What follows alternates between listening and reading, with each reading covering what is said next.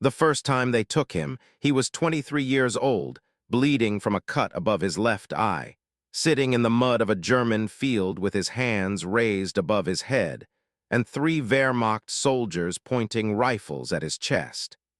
His parachute was still tangled in the branches of an oak tree 30 yards behind him. His co-pilot was dead.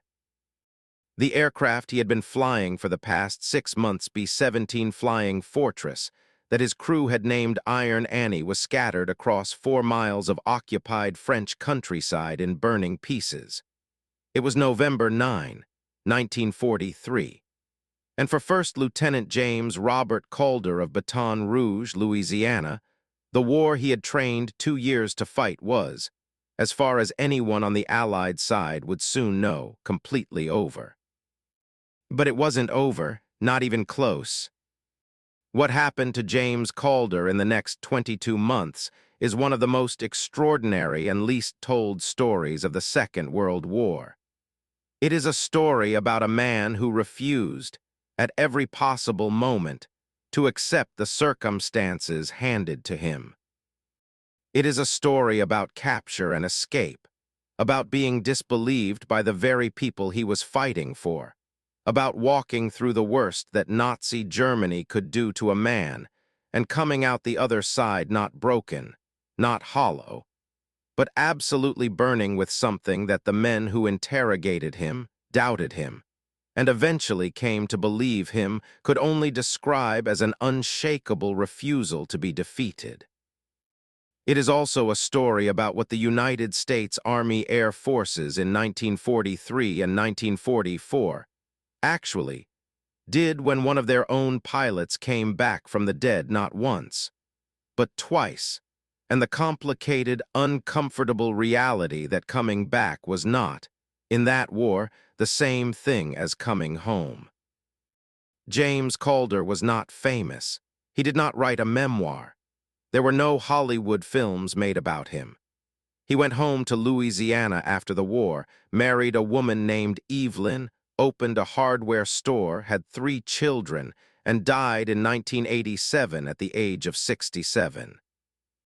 The local paper ran a 4-paragraph obituary that mentioned his military service in a single clause, and spent most of its space describing his community involvement and his 26 years running the hardware store on Perkins Road. His medals were in a shoebox in the attic. His oldest son, Robert Calder, found them 17 years later while cleaning out the house, and spent the next decade trying to understand exactly what his father had done and survived. What Robert Calder pieced together through military records, German prisoner administration files, interviews with surviving witnesses, and a thin stack of letters his father had written to his mother, but never sent, is the story we are going to tell today. And we are going to start not with the crash, and not with the capture, but with the moment that everything that followed was made possible. A single decision James Calder made in a German processing camp in the winter of 1943 that every other American prisoner around him thought was the stupidest thing any man had ever done.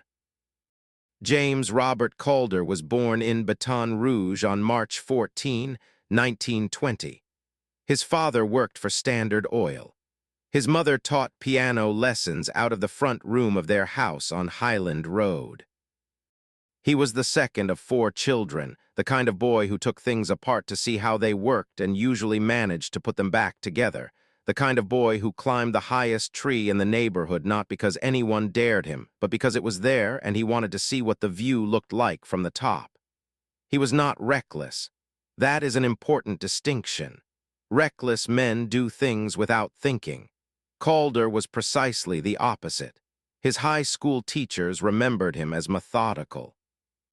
His mother remembered him as careful. His older brother Harold remembered him as someone who, when he decided to do something, had already thought through every possible way it could go wrong before he took the first step. Harold also remembered that James was almost never wrong about which things would go wrong.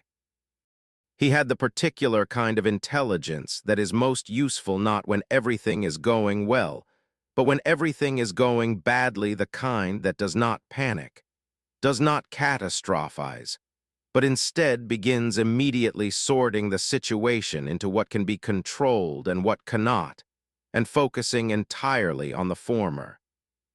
He enlisted in December of 1941, 3 days after Pearl Harbor, not from fury or patriotism in the way that phrase is usually meant, but because he had already been thinking about it for 2 years, and the attack simply removed the last reason to wait.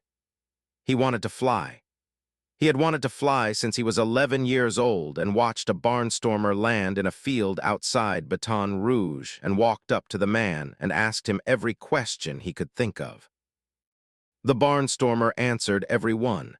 That was the afternoon James Calder decided what his life was going to be shaped around. He completed primary, basic, and advanced flight training in just over a year. His instructors noted that he had exceptional spatial reasoning, better than average instrument reading in low visibility, and an unusual ability to remain calm when things were going wrong around him.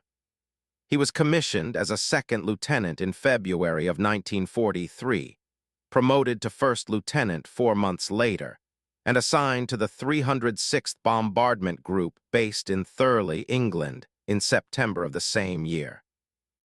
He flew 11 missions before the mission that ended his war, or was supposed to end it. Those 11 missions were not easy ones. The 306 Bombardment Group flew deep penetration raids into Germany and occupied Europe in the period when American heavy bomber losses were at their highest, before the advent of long-range fighter escort cover that later in the war would dramatically change the mathematics of survival for bomber crews. In late 1943, a crew assigned to the 8th Air Force had roughly one chance in 3 of completing a 25-mission tour. Calder had flown 11. He had watched 3 aircraft from his formation go down on a single mission over Schweinfurt in October. He had brought Iron Annie home with 2 engines out and a 3-foot section of the right wing missing, on a different mission, in conditions that his crew members later said should not have been survivable. He was not a man who had been protected from what the war was. He understood, in a way that only the men who were actually flying those missions in those months could understand, the precise weight of the odds and the precise cost of continuing to push against them. He flew anyway. Not from recklessness, remember, he was not reckless, but from the same methodical assessment of everything he could control and everything he could not that had defined him since childhood. November 9, 1943. The target was a rail yard outside Metz in occupied France. The weather over England had been bad for a week, and the crews were restless in the way that men get restless when they are waiting for something dangerous, and the waiting itself becomes its own kind of pressure. Calder's crew were a mix of men from Kentucky, Ohio, New York, and Georgia. His bombardier, Technical Sergeant Frank DeLuca of Brooklyn, had already completed 8 missions, and liked to say that every mission after the 5th one was borrowed time. His co-pilot, Second Lieutenant William Atchison of Cincinnati, was 21 years old and had a photograph of his fiancée taped to the instrument panel on his side of the cockpit. His tail gunner, Staff Sergeant Luther Webb of Augusta, Georgia, was the oldest man on the crew at 28 and carried a Bible in his jacket pocket that his grandmother had given him the morning he shipped out, with a note inside the front cover that said simply, "Come home." By the time the mission was over, Atchison was dead, the photograph was ash, and Luther Webb would spend the next 14 months in a German prisoner of war camp before the war ended, and the camp was liberated, and he was able to finally write his grandmother a letter that began, "I'm coming." The anti-aircraft fire over Metz was heavier than the briefing had suggested. Iron Annie took 3 direct hits in the space of about 90 seconds. the second of which destroyed the number 3 engine and set it on fire, and the third of which tore through the cockpit and killed Atchison instantly. Calder had less than 4 minutes to try to keep the aircraft in some kind of controlled flight, give the order to bail out over the interphone, and wait long enough to be sure his crew had time to get out before he went himself. 6 of his 9 remaining crew members made it out. 3 did not. Calder bilayed out at approximately 11,000 feet over countryside that, from the air, looked like nothing more than a grid of brown and gray fields divided by narrow roads. He hit the ground hard, rolled, and came up on one knee in a field that smelled of turned soil and old rain. His left eye was bleeding from a piece of aircraft debris that had caught him during the bailout. His left knee was swollen and painful but functional. He looked up at his parachute caught in the oak tree, calculated that he had approximately 4 minutes before anyone who had seen him come down reached him, and spent those 4 minutes not running, because running on a swollen knee across open fields in daylight was a way to be shot but lying flat in the furrow of the field, and covering himself with his hands and thinking. The 3 Wehrmacht soldiers who found him did not find him in the field. They found him sitting on a stone wall at the edge of the field with his hands raised, having decided in those 4 minutes that the most important thing he could do was not get shot before he had a chance to figure out what came next. That calculation, the decision to surrender voluntarily rather than be caught fleeing, was characteristic of everything that followed. Calder did not see. Who surrender because he was afraid? He chose it because, in the 4 minutes he spent lying in the furrow thinking, he had determined that it was the option most likely to preserve what he needed to preserve: his health, his mobility, and his freedom to plan. A man who is shot while running has none of those things. A man who sits on a wall with his hands raised and lets himself be taken intact has all 3, and everything begins from there. They took him first to a farmhouse that was being used as a temporary holding point, then to a larger facility outside of Metz, where there were perhaps 40 other Allied airmen in various states of injury and distress. Then, after 9 days, to Dulag Luft, the Luftwaffe interrogation center for captured Allied aircrew located at Oberursel, near Frankfurt. Dulag Luft was not a place of torture in the conventional sense. The Luftwaffe, at least in 1943, understood that tortured men say anything to make the pain stop, and that what they say is therefore largely useless.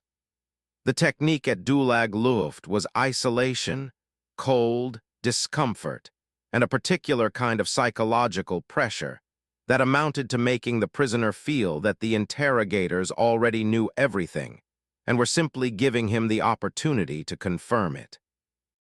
Many men, frightened and alone and unsure how much their captors actually knew, confirmed more than they should have. Calder confirmed nothing. He gave his name, rank, and serial number, and when the interrogators became creative about the ways they framed their questions, he gave his name, rank, and serial number again. The German interrogators at Dulag Luft had developed a technique specifically designed to crack this kind of resistance.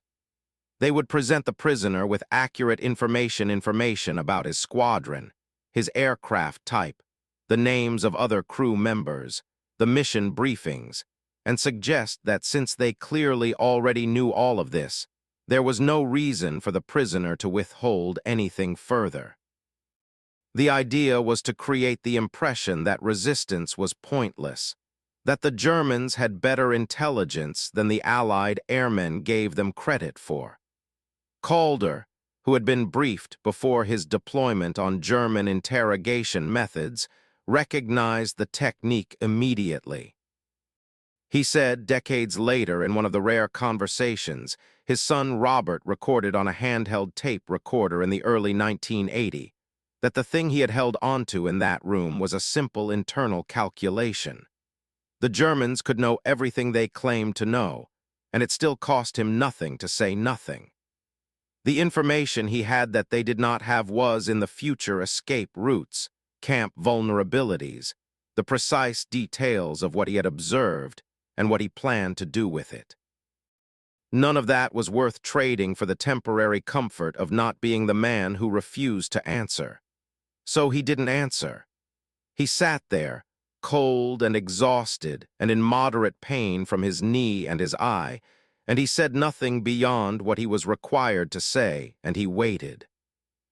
After 12 days at Dulag Luft, Calder was sent to Stalag Luft III, the large prisoner of war camp in Silesia, the same camp that, just 4 months earlier, in March of 1943, had been the site of the construction of the tunnels that would eventually produce the Great Escape in March of 1944. When Calder arrived, the tunneling operation was ongoing, and the compound was in a state of organized, invisible activity that most new arrivals did not immediately recognize for what it was. The surface of daily life in the camp, the walks in the exercise yard, the games of chess in the barracks, the cooking arrangements, the informal lectures and educational sessions that the senior British officer had organized concealed a level of purposeful activity that, if fully understood by the German administration, would have shut the whole enterprise down immediately. The camp housed several hundred Allied prisoners, the majority of them Royal Air Force officers, with a smaller American contingent that was growing as the American bombing campaign deepened. The organization was impressive in the way that things organized by men who have nothing to do except organize them tend to be impressive. There were committees for escape planning, document forgery, intelligence collection, and what was called internally the Ferret Watch, a systematic effort to track the movements and habits of the German security staff, who periodically searched the barracks for tunneling evidence. The tunnels themselves, designated Tom, Dick, and Harry, were among the most ambitious engineering projects ever undertaken by prisoners of war. 30 feet deep to avoid the microphones the Germans had buried around the perimeter, shored with wood harvested from the bed slats of prisoner bunks, lit by improvised fat lamps, ventilated by a bellows system fashioned from kit bags and powdered milk tins, equipped with trolleys on rail lines made from the same tin. W.H. at Calder did in his first 2 weeks at Stalag Luft III is what set everything that followed in motion. He did not join the tunneling committee. He did not volunteer for any of the various support roles: the lookouts, the sand dispersers, the forgers, the document fabricators. He listened, he watched, he asked careful questions of men who had been there longer, and then he did something that every experienced prisoner around him told him was insane. He told the senior British officer that he intended to go over the wire. Not through it, not under it, over it. The senior British officer, a wing commander named Geoffrey Bartlett, looked at Calder for a long moment and then asked him if he had carefully considered the fact that the wire was electrified, that the perimeter was patrolled by armed guards with dogs, that there were elevated guard towers with searchlights positioned at intervals that made any approach to the wire in darkness a matter of walking directly into a pool of light, and that the last 3 men who had attempted a wire escape at Stalag Luft III had been shot before they traveled 20 feet. Calder said that he had considered all of those things. He said he had also considered the fact that the tunnels, however well constructed, were a large and complicated operation involving hundreds of men, and that large, complicated operations have more points of failure than small, simple ones. He said he had been watching the patrol rotation at the northeast corner of the wire for 11 days, and had identified a pattern in the timing that he believed created a window of approximately 40 seconds every night during which the searchlight from Tower 6 was occupied with the western perimeter, and the foot patrol had just completed its turn and was walking away. 40 seconds, he said, was enough. Bartlett asked him what he planned to do about the wire itself. Calder said he had a plan for that too. What Calder did not tell Bartlett, and what Robert Calder pieced together only years later from multiple sources, was that the plan for the wire had required 3 weeks of careful preparation, involving a German guard named Corporal Heinrich Brauer. Brauer was 22 years old, assigned to the night shift at the Northeast Tower, and had a weakness for American cigarettes that he demonstrated by periodically positioning himself near the barracks windows during the brief periods when the block guards were between their rounds. Calder had spent those 3 weeks engaging Brauer in the kind of slow, careful, wordless transaction that was common in prison camps: a cigarette here, a small piece of food there, nothing that would draw attention, everything that built a currency of small trust. What he had obtained through that currency, in 3 separate exchanges that took place over as many weeks, were not secrets or information but materials. A pair of heavy work gloves with rubber-reinforced palms, a length of wire with an insulation rating that Brauer almost certainly did not realize was relevant to anything Calder had in mind, and a wooden broom handle that Calder spent several evenings in the barracks apparently carving into nothing in particular, while other men played cards and argued about baseball. The actual execution, on the night of January 14, 1944, took 38 seconds. He was over the wire and moving through the trees outside the perimeter before the searchlight from Tower 6 completed its rotation back to the northeast corner. He moved south for 4 hours without stopping, navigating by stars through a landscape of snow-covered pine forest and frozen fields. He spoke no German. He had a compass made from a sewing needle and a scrap of silk, a rough hand-drawn map of the area, and enough German Reichsmarks, obtained through sources it took Robert Calder years to trace, to buy 2 train tickets. He was free for 11 days. He was recaptured on January 25, 1944, at a railway station in Saarbrücken, when a German civilian, not a soldier, not a policeman, but a retired railway worker named Otto Brenner, who had served in the First War and had a veteran's eye for something out of place, noticed that the man in the gray coat waiting for the train to Mannheim was holding his ticket in his left hand while simultaneously looking in 3 different directions in a pattern that no German waiting for a train would ever use, because a man who knows where he is does not systematically scan his surroundings the way a man who does not know where he is does. That observation, made by a 64-year-old retired railway worker, based on nothing more than the way a man held a ticket and moved his eyes, ended 11 days of freedom and began the second, harder chapter of what James Calder survived. Brenner called a transport police officer. The officer asked for papers. Calder's papers were good but not good enough for a trained inspection, and the officer was thorough. Within 2 hours, Calder was in German custody. For the second time, he was transported under guard back to a processing facility, where he sat across a desk from a German security officer who had been doing this for long enough to recognize the particular expression on a recaptured prisoner's face: not defeat, not terror, but the flat, assessing look of a man who has already begun calculating what happens next. What happened next was not a return to Stalag Luft III.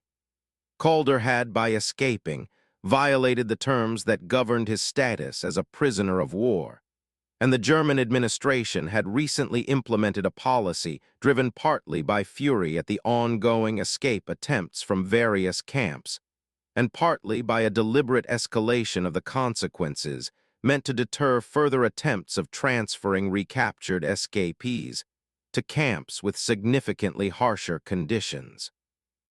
Calder was sent to Stalag IVB, near the town of Mühlberg on the Elbe, a camp primarily intended for enlisted men that had none of the organized self-governance structures of Stalag Luft III, and a level of overcrowding and resource deprivation that was, by early 1944, approaching the critical. The food was worse. The cold was worse. The medical facilities were non-existent in any meaningful sense. The guards were older men, many of them veterans of the First War, some of them wounded, most of them not particularly ideological, but also not inclined toward any kind of consideration for the men in their charge. The general atmosphere of the place was one of institutional indifference, not cruelty for its own sake, but a bureaucratic withholding of basic human consideration that accumulated over weeks and months into something that wore men down as effectively as active cruelty might have. Calder spent 73 days at Stalag 4B. His weight dropped from 172 pounds to 139. He developed a respiratory infection that, without treatment, became chronic and would trouble him intermittently for the rest of his life. He slept on a wooden board in a barracks that housed 160 men in space designed for 60. He learned German. Not enough to pass himself off as a native speaker, but enough to understand what was being said around him, enough to read the notices posted on the barracks walls, enough to follow the conversations of the guards who sometimes talked to each other as if the prisoners around them could not understand a word. He did not let the guards know he could understand them.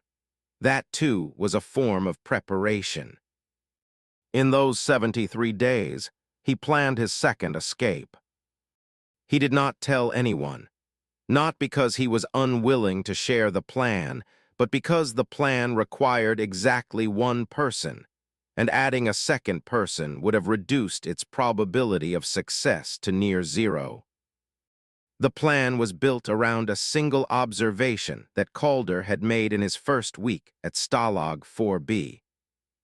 The camp received a weekly delivery of coal, and the coal was delivered in a German army truck driven by a civilian contractor named Werner Hess, who, every Tuesday morning at approximately 7:15, parked his truck inside the main gate, unloaded the coal into the storage shed near the northern fence, and then spent approximately 40 minutes drinking ersatz coffee with the gate sergeant before driving out again.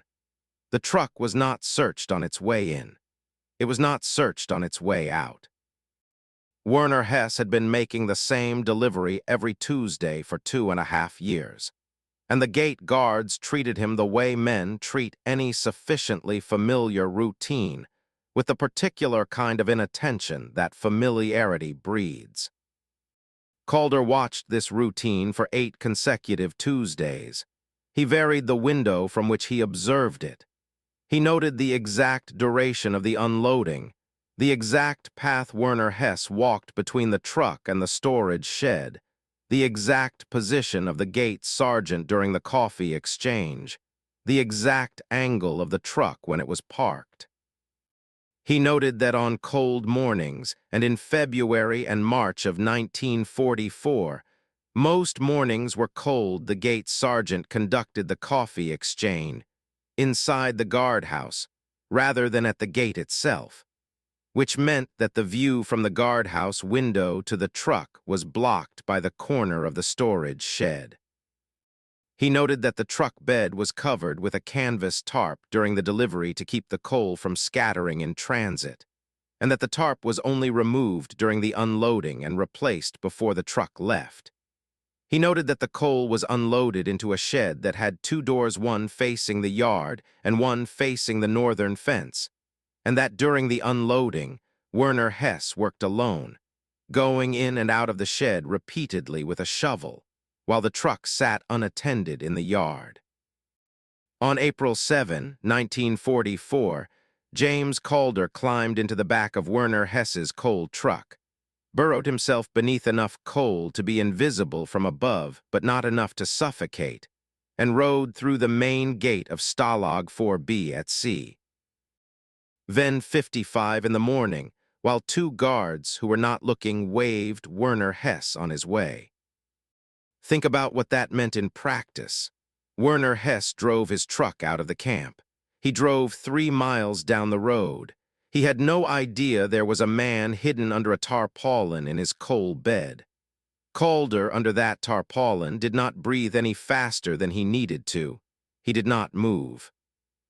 He had calculated in advance the point at which the truck would be far enough from the camp that jumping would not immediately result in recapture. And he waited for that point with the same patience he had applied to every other calculation he had made since November of 1943. When the truck slowed for the bend in the road, he moved. When it stopped at the tree line, he was already running. By the time Werner Hess drove on toward his next delivery, there was nothing in the back of his truck except coal, and the faint impression in the cold dust of the shape of a man who had been there and was now gone. He jumped from the truck 3 miles from the camp, at a point where the road curved through a stand of trees that blocked the view in both directions. He was covered in coal dust from his hair to his boots. He weighed 139 pounds. He had a hand-drawn map he had made entirely from memory and verbal descriptions given to him by men in the barracks who had traveled through the region before the war. He had 15 Reichsmarks sewn into the lining of his jacket. He had no compass this time. He navigated by the sun during the day and by stars at night, and by the simple logic that Southwest, maintained consistently, would eventually take him through Germany and into France, and from France toward Spain, and from Spain toward freedom. He walked southwest for 6 days. He slept in barns in a drainage ditch under a railway trestle. He stole food twice from farms, once from the kitchen of a small inn where the back door was unlocked and the cook was in the front of the building.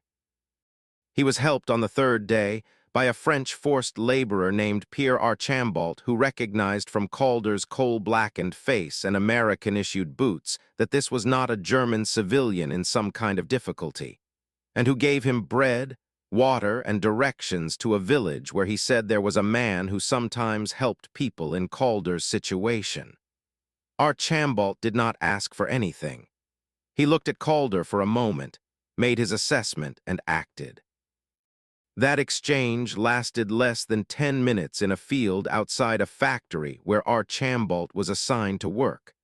Calder never saw him again.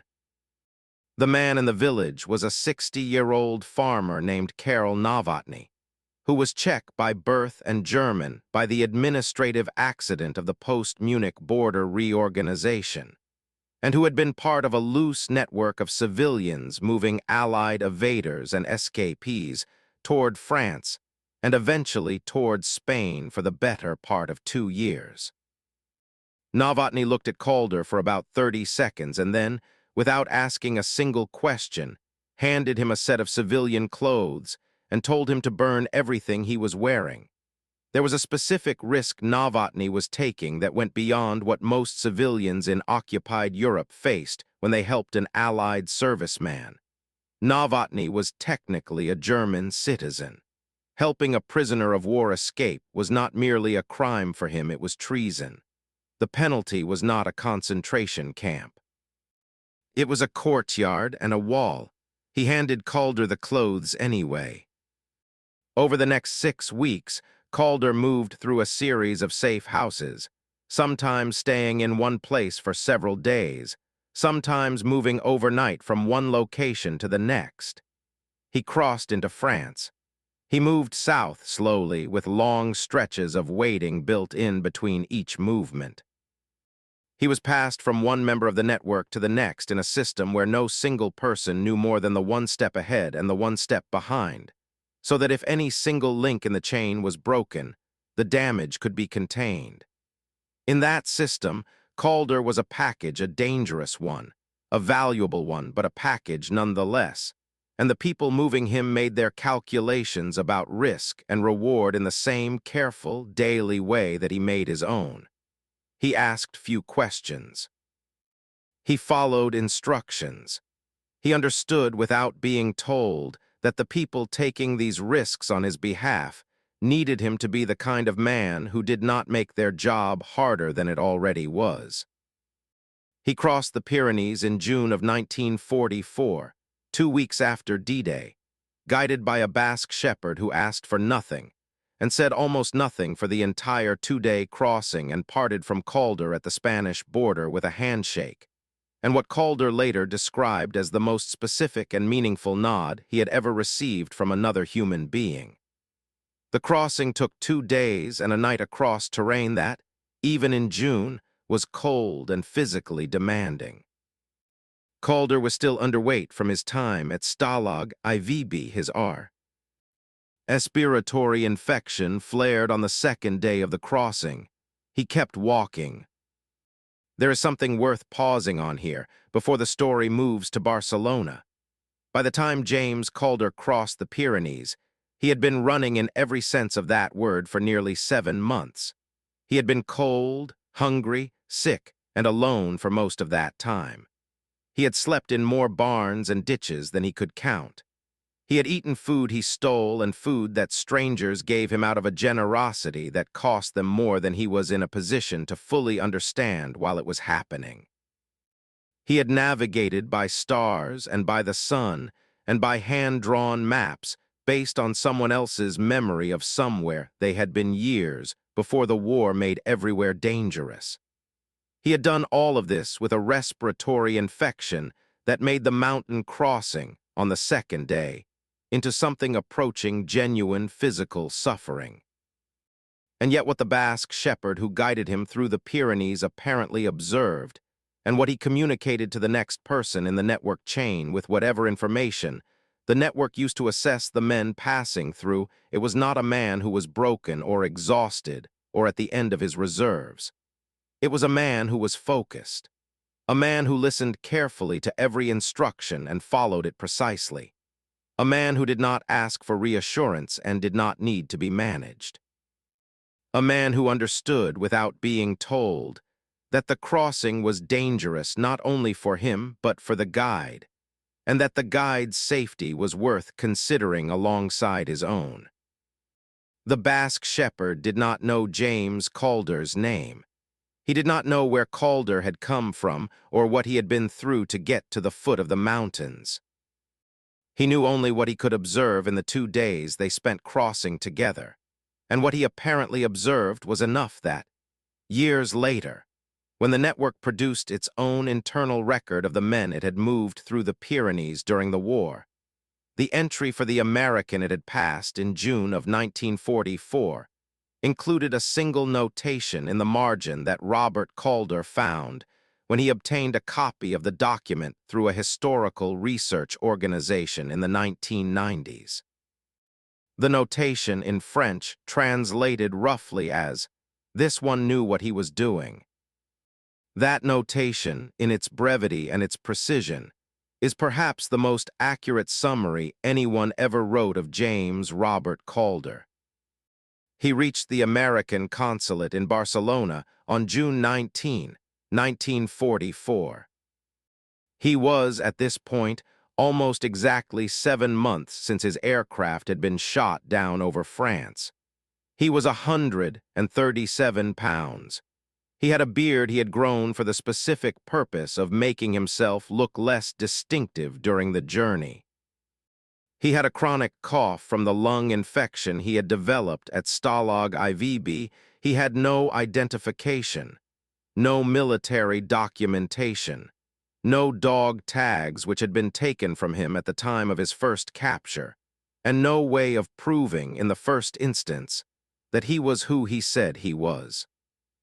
The consulate official who first received him was a man named Douglas Fletcher, a career Foreign Service officer from Connecticut, who had spent the previous 18 months dealing with the steady trickle of Allied evaders and escapees who arrived in Spain by various routes and in various conditions. Fletcher was experienced, thorough, and professionally skeptical. He had, in those 18 months, encountered 2 cases of German agents attempting to use the Allied escape networks to insert agents into the Allied military establishment under the cover of being recovered prisoners of war. He had also encountered, more than once, cases of legitimate Allied servicemen whose stories had gaps and inconsistencies that, under questioning, resolved themselves as the natural result of stress, disorientation, and the difficulty of remembering precise details of experiences that had been survived rather than observed. He knew the difference. He thought he knew the difference. What Fletcher made of Calder in their initial interview is recorded in a cable he sent to the Army Air Forces headquarters in London that same day, and the cable is notable for the degree of caution it expresses.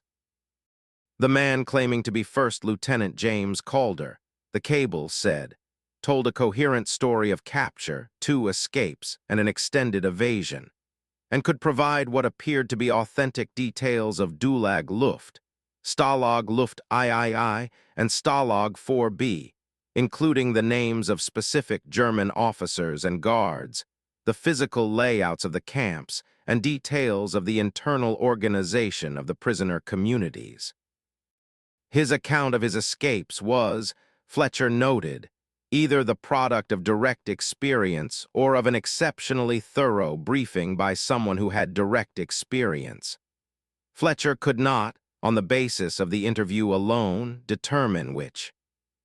The cable requested a full verification of Calder's identity and service record, a cross-check of his name against the prisoner lists, obtained through the International Red Cross, and a detailed debrief of his accounts of the camps and the evasion network, to be conducted by military intelligence personnel. The verification took 11 days. During those 11 days, Calder was housed at a facility the consulate used for this purpose, comfortable enough, but functionally a holding area, with a staff member always present and movement outside the building permitted only in escort. He was debriefed 3 times by a military intelligence officer named Captain Howard Moss, who asked the same questions in different forms across all 3 sessions and compared the answers for consistency. Moss was not hostile. He was also not warm. He was methodical in a way that Calder, who was himself methodical by nature, recognized and respected, though what he felt sitting across that table as a man who had just walked through months of captivity and danger was something considerably more complex than respect. The questions Moss asked were thorough to the point of exhaustion. He wanted exact dates, exact locations, physical descriptions of guards and facilities, the names of every contact in the evasion network that Calder could remember, the route taken, the timing of movements, the methods used at each safe house to communicate.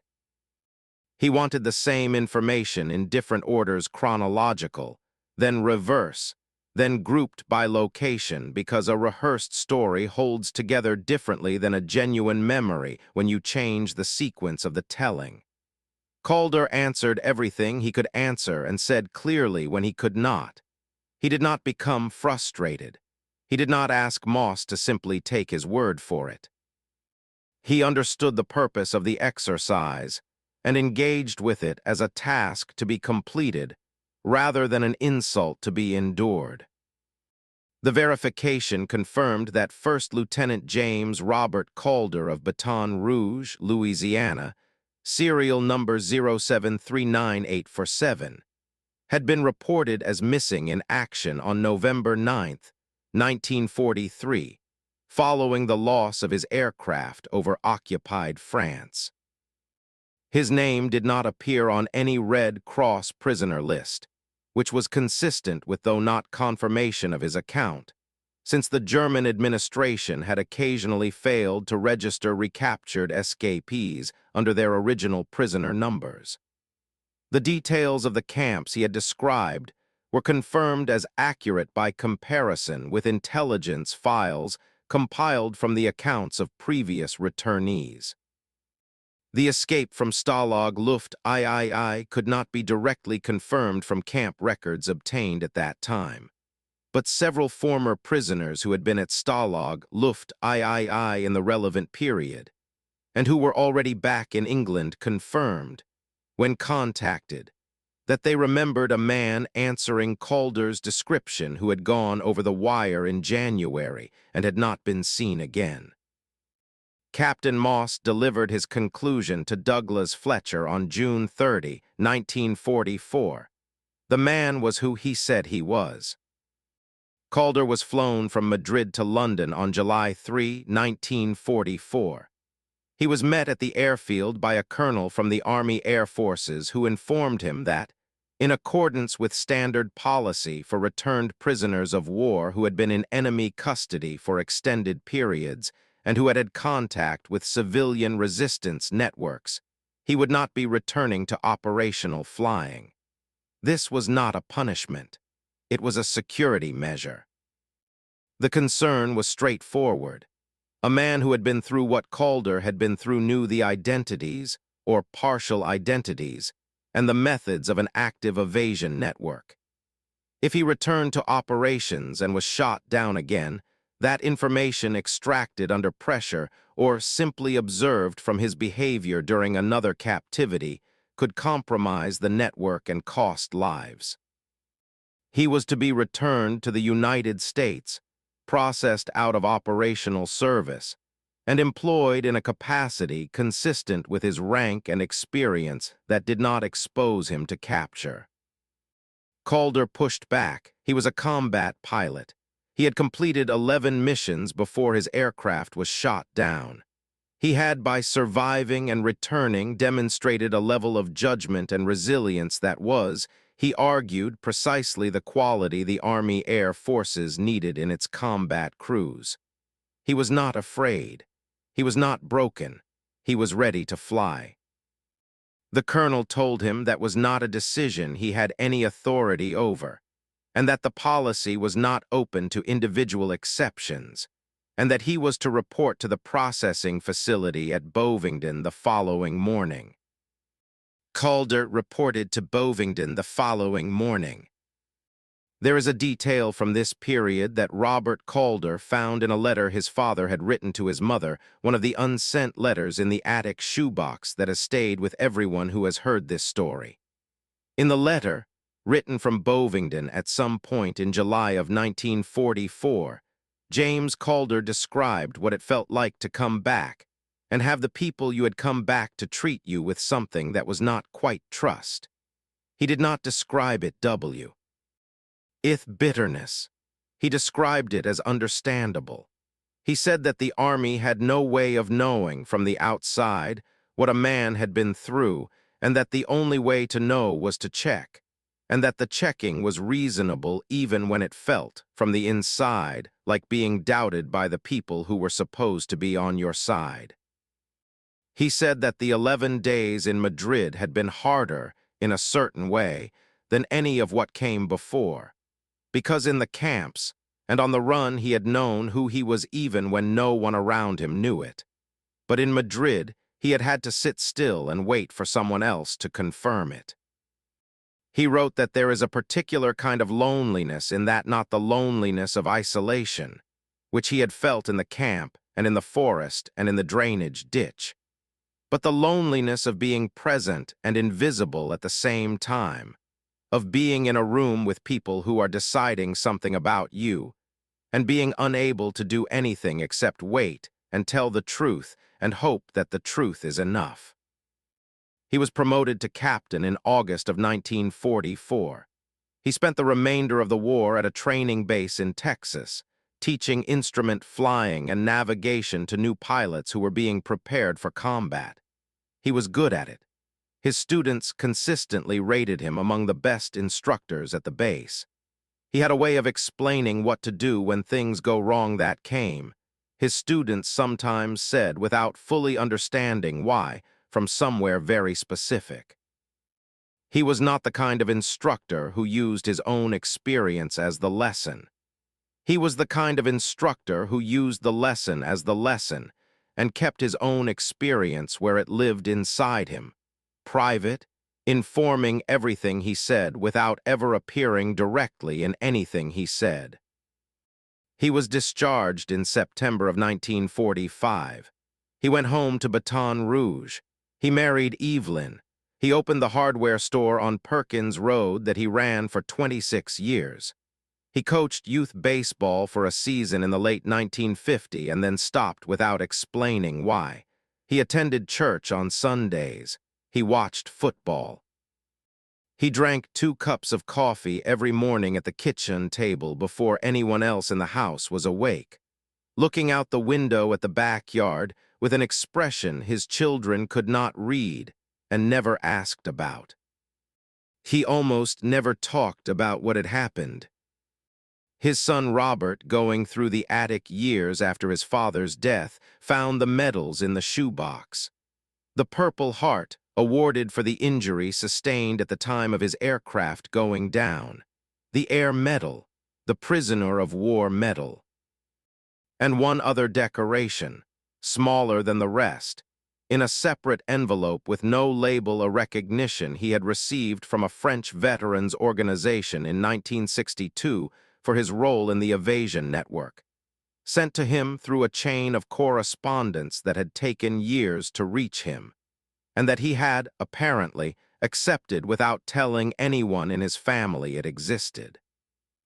There was a single letter with it, written in French, from a man named Henry Beaumont who described himself as someone who had worked in the network and who had wanted for 17 years to find the American pilot who had traveled through their chain in the summer of 1944, and to tell him that the network had survived, and that none of the people who had helped him had been caught.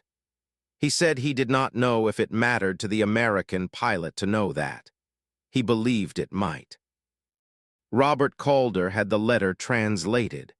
He read it sitting at his father's kitchen table in the same house where he had grown up, with the shoebox in front of him, and understood for the first time the size of what his father had carried quietly and said nothing about for the better part of 40 years. Robert Calder spent 10 years tracking down the people who had helped his father.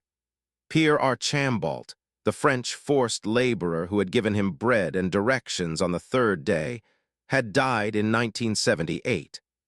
Karel Novotny, the Czech farmer who had handed him civilian clothes and told him to burn everything he was wearing, had died in 1991.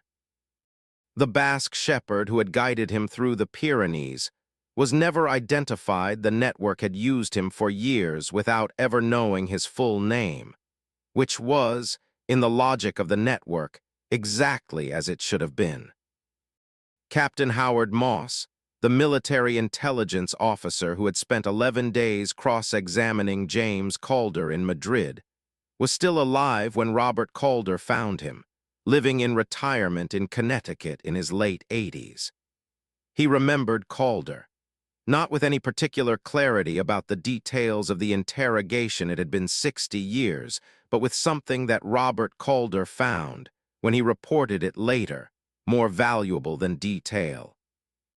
Moss said that in those 11 days in Madrid, of all the men he had interviewed under those circumstances, in all the years he did that work, James Calder was the only man he could remember who had seemed to understand exactly why the questioning was necessary, and had not at any point taken it personally. He said that was either the mark of an exceptionally mature man or the mark of an exceptionally disciplined deception. He said he had been right to conclude it was the former, and he had been right for reasons that he had been able to articulate at the time, but that, in retrospect, he could summarize in a single observation. Calder had never in any of the 3 sessions tried to make Moss believe him. He had simply told Moss what had happened. He had answered questions accurately when he knew the answers, and said he did not know when he did not know. He had not amplified, embellished, or adjusted. He had been consistent in the way that people who are telling the truth are consistent, not perfectly consistent, because perfect consistency is itself a sign of a rehearsed account, but consistent in the way a memory is consistent, with the small variations and gaps, and I'm not sure of the exact date on that qualifications that mark a genuine recollection of something actually experienced. Moss said that after all his years of doing that work, that was the thing he had learned to trust most. Not confidence, not detail, not the emotional weight behind a story.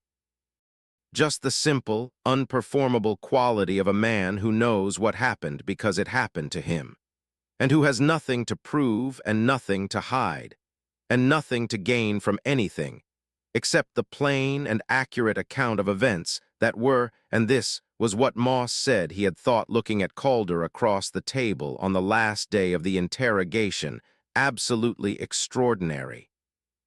There is one more thing that matters about this story, and it lives in the gap between what James Calder did and what he was given credit for doing. In the years after the war, as The Great Escape became one of the defining stories of Allied prisoner resistance, film, books, television, the names of the men who planned it and died for it carved into public memory, James Calder's name appeared nowhere. He had escaped from the same camp, by a different method, 2 months before the Great Escape. He had done it alone. He had then escaped again from a second camp alone and completed one of the longer successful evasion journeys on record for an American serviceman in the European theater. None of this was classified. None of it was suppressed. It simply was not known because Calder had not told anyone. He had filed the required reports with the Army Air Forces. He had given Captain Moss every piece of information Moss had asked for. He had done his duty in every technical sense.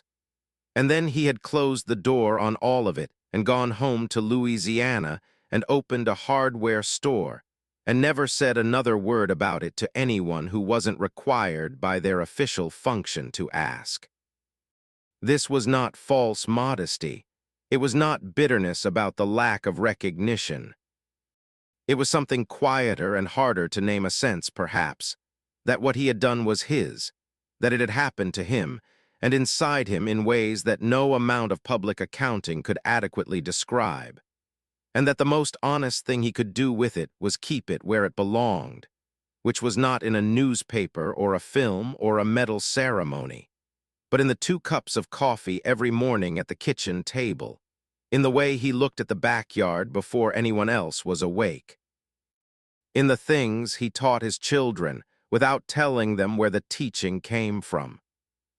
First Lieutenant James Robert Calder of Baton Rouge, Louisiana, was captured twice by the German army in a period of approximately 6 months. He escaped twice under conditions that most trained escape specialists would have characterized as approaching impossible. He walked, hid, stole, and was sheltered by strangers through several hundred miles of occupied Europe. He crossed the Pyrenees on foot. He came home. He was doubted. He waited. He was believed. He never asked anyone to think he was remarkable. He went home and opened a hardware store and taught his children to take things apart to see how they worked. And occasionally, very occasionally, when a customer at the store who was a veteran made some reference to the war, he would listen and nod and sometimes say something brief and factual about his own experience that told almost nothing about what it had actually cost him. And then he would go back to whatever he was doing, because the story was over and the life was not. The medals are in a display case now in Robert Calder's home in Baton Rouge. The shoebox is gone. The unsent letters have been archived. The Purple Heart is in the center. The French veteran's citation is beside it. And in the corner of the case, barely visible, is the small needle compass, a sewing needle suspended on a scrap of silk, that James Calder used to navigate through a frozen pine forest in Silesia on the night of January 14, 1944, when he went over the wire and began the longest 40 seconds of his life. if you have made it to the end of this story, I want you to take a moment and think about what James Calder did that was not superhuman. He did not have extraordinary physical gifts. He was not faster or stronger than other men. He was not luckier in any sustainable sense. What he had was a quality that does not have a clean name, but that you recognize instantly when you see it: a methodical, patient, deeply serious commitment to the idea that the situation he was in was not the final situation, that the next step was always available if he thought clearly enough to find it, and that no moment was the moment to stop thinking. He was captured twice. He escaped twice. He was doubted by the people he had come home to. He waded through the doubt with the same quiet steadiness he had brought to every other part of what he survived. That is not luck. That is not training. That is character, the kind that does not announce itself, the kind that sits in a shoebox in an attic for 17 years waiting for someone to find it. The kind that a hardware store owner in Baton Rouge carried inside him every day for 40 years without once suggesting to anyone that what was inside him was anything other than ordinary. If this is the kind of story you want to hear more of, the stories that never made the history books, the men whose medals were in shoeboxes, whose extraordinary things were done without witnesses and carried without complaint, then subscribe. Hit the notification bell. These stories exist. They are waiting, and we are going to find them.